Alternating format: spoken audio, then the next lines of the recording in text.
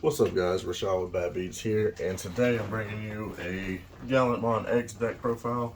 I took this deck to my locals, and I ended up getting third place. I only lost one game in game 3 to a misplay, and so we'll get over that when we get to it. But all my other matchups I won 2-0. I'm recording this video a little late, so I don't remember what all I played against except for Imperial Dramon, and then I lost to Gallantmon X antibody in game 3 due to that misplay. I can't remember the other rounds, but you'll get into it. Play 4 Digimons, the only egg. Just draw when you attack. That's like super important because you want to dig for your pieces. So that's the only egg you need. There's no need to play any other egg, none of the other Digimons or anything like that. Just play 4 of those and you're good. On to the rookies. We play 3 of this Gillmon. When you play them, you look at the top 4, sorry, and you add a Takato and a Gallantmon, or Takato. And then his inherit is a once per turn. If it has Growlmon or Gallantmon in his name, when you attack, delete something 3k or below. So he's really good for the search. Normally you will hit 2 targets off of that one, it seems, every time you play it. Next, you play the Gilmon from the starter deck. Here, you let you Warp Digivolve into a Gallantmon if your opponent has a level 6 out. And then his inherit is when you destroy one of their Digimon, you get to draw a card. Also, extremely good because you want to be digging for your pieces. And so, the best thing paired up with him is the Gallantmon X antibody, because his when Digivolving, you get to pop something 3k or below. So if you've got him and then you go over him, you get to pop and get that draw. So that's like the best one to go over with him. And then his inherit like lets you add 1,000 to what you can choose when you're deleting stuff. So that was all the rookies we played, just 12. And then we go on to the level 4s. We play 4 of the Growlmon from the starter deck. This is vanilla, but inherit gives you a memory once per turn when you delete an opponent's Digimon, which that's really all you want to do in this deck is delete your opponent's Digimon, so you have to play 4 of this. I played 2 of this one just so I had some additional level 4s, so I had a higher chance of seeing one. This one, when he attacks, you get to pop something, and then, his inherit, if he's got one of the guys, Growlmon, Gallantmon, in his name, then you get to pop something when you attack. And then we play the X antibody Growlmon, of course. It's also vanilla, but the inherit also adds you another 1,000 to when you're choosing for your deletion skills. So when you've got like 2 stacks out and you've got all the X antibody chains in the stacks, then you can delete up to like some pretty big numbers with your DP deletion skills. And on to the level 5s. I played 4 War Growlmon from the starter deck because this one gives you security attack +1, and I'm playing more of a speedy build and not like a control build. Also, this one has a when attacking, pop something 3k, and like I was saying, if you have the other things up under them, it goes up to you can pop something up to 5k. So that pops like most blockers and stuff. And there's inherit once again. When you delete something, get security attack +1. And then we play the War Growlmon X antibody. Doesn't have an inheritable like everything else. However, when you Digivolve into him, you choose 2 of your opponent's Digimon. They gain, when deleted, lose a memory. So if you delete those Digimon, then you gain a memory. So you can gain 2 memory with his skill. And then after that, you get to pop up to 6k DP on the board. With the other inherits, that's up to 8k DP that you can pop. So if your opponent's got like 2 rookies out or something, then this is free 2 memory when you go into this over this guy. And if you've got your Growlmon inheritable, then you'll gain 3 memory for free. So normally you want to leave this in the back, and then promote this and do this over it with this under it, and then you'll just gain another 3 memory at the start of your turn.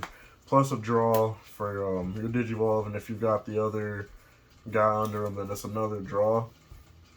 And then we'll show some stuff a little bit later on that can help you really gain a lot of memory on your opponent on your turn to continue your big plays. But that's all the level 5s that we play. For level 6s, I play the starter deck Gallantmon because it evos for 3. So you can evo into it and keep your turn without having to worry about trying to have additional memory or force additional memory. So, and also this one has inherent security attack +1. And he has a when attacking. You pop something 4k or below, I think it says 3k or below. And if you don't pop anything, he gains 3k DP, it becomes a 14k. So normally, if they have something that small, it's already popped by your other stuff going up. So normally he'll just go to 14k DP with an additional security check. And if you've got your War Gallantmon, it's another security check. So that's the reason I played this one. I had the BT1 Gallantmon, and I just never felt like it was better than this one. The 4 Evo cost just never felt great. 9 times out of 10, like, I never get a memory tamer because I'm just not lucky at all, ever. So, like, I never see my memory tamers, and I'm always struggling for memory every time. So, a 3 cost Evo was just amazing to me because if I did have my memory tamer, at least I was for sure gonna have 3. And then, of course, we play the X antibody Gallantmon to go over him. When digivolving, if you've got a Gallantmon or a X antibody in its traits, you can delete your opponent's Digimon with the lowest DP, and if you don't delete anything, then you unsuspend him. And then once per turn, when you delete one of your opponent's Digimon, then you get the trash one of their security. I think that's actually the part where you need a Gallantmon, or X antibody is the second part down there. You get to trash the top of their security once per turn if you delete something with a card effect. So the misplay that cost me the game against Ward Gray is I had Gallantmon with X antibody under him. He had 2 Ward Greymons. One of them, however, was getting a buff on my turn, and so I swung and went up into I swung at the smaller one, and since I couldn't delete it, he gained DP. And then I went up into the Gallantmon X and battle, but it popped the one I was attacking because the other one was gaining a DP boost, so I couldn't choose to pop the other one. And if I would have just swung, killed that one, and then afterwards went up into this, I would have got the security trash there, and I had multiple Digimon on the board already, and it would have cleared his entire field. He had nothing in raising, no tamers or anything, and I would have secured the game that way. But yeah, made a mistake, and that ended up costing me the first place. That is all the level 6s. For level 7s, I only play one Gallantmon Crimson mode. I seem like I always have this guy in my hand through all the searching and drawing you do. Because normally you draw a lot of cards in this deck. Your eggs draw them when you're attacking. Your inherits drawing you cards. You cycle a lot with the X antibody stuff because it's just free evolves. And then you got your searcher that literally can grab this guy if you see him. So like, I just never... And in the 7 or 6 cost that it costs to digivolve into him, I just never wanted to have multiples of these. Like, I feel like it would feel bad if I had more than one in my hand. So I also played one Omnimon Blitz. I felt like this was perfect. This costs 4. You can easily have 4 and actually be able to just continue your turn after you play this. This one was a good game ender for me against Imperial. I was able to hit for 4 and 1 attack with him. This was like the MVP over this, honestly, though. But, I mean, you definitely should still play one copy of this card. Because if you can get it off early enough in the game, you just win. Because you clear out so much of your opponent's security in one go. On to the Tamers. We play 4 Takato. Was insane in this deck. It gives your guys Blitz, so you get to activate your when attacking skills when you digivolve. When you delete one of your opponent's Digimon, you get to suspend this guy and gain a memory. Like, that's honestly just the best part of them is the memory gain. So if your opponent's got like 2 rookies out, and you have your level 4 and your level 4 in the inherit, level 5 War Gallantmon X antibody, at the start of your turn, they've got those 2 Digimon out, and you have just 1 Takato, and they choked you to 1. You evo into the level 5. you'll pop the 2 little guys. You'll gain 2 memory for that, so you're at 3. You'll gain 1 for your Growlmon inherit, so you go to 4. If you've got just 1 Chikado, you tap him, and now you start your turn with 5 memory. So it's just a way to make sure that you can play by having this tamer. That's why this Gallantmon is so important in this deck. You have to find Chikado. Like, the deck kind of crumbles apart without Chikado, and it's really the blitz that is really necessary, because that allows you to push for more plays. Just blitzing and like KOing your opponent's stuff when you end your turn, and occasionally just making it your turn again by gaining memory. Like, you have to play this card. It's like just the MVP of the deck. I only play 2 tie because I'm playing a more aggressive build. I'm not playing hero.